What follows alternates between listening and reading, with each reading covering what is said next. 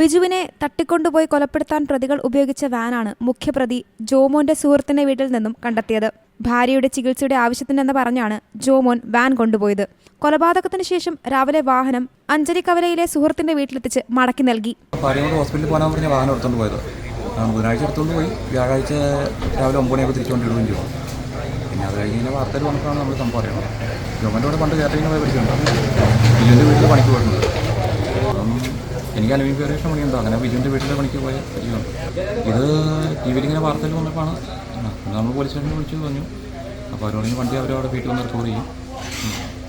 താക്കോല് വണ്ടി എടുക്കാൻ പോകുമ്പോൾ വണ്ടി തന്നെ കിടപ്പുണ്ടായിരുന്നു. വണ്ടിയോട് വീട്ടിൽ കിടപ്പായിരുന്നു. ഞാൻ പണിക്ക് പോയി പറഞ്ഞു.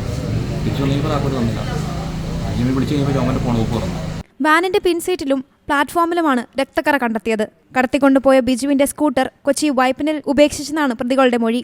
കേസിലെ 2ാം പ്രതി ആഷിഖിനെയും തൊടുപുഴയിലെത്തിച്ച് തെളിവെടുക്കും. Zee Malayalam news, Idukki.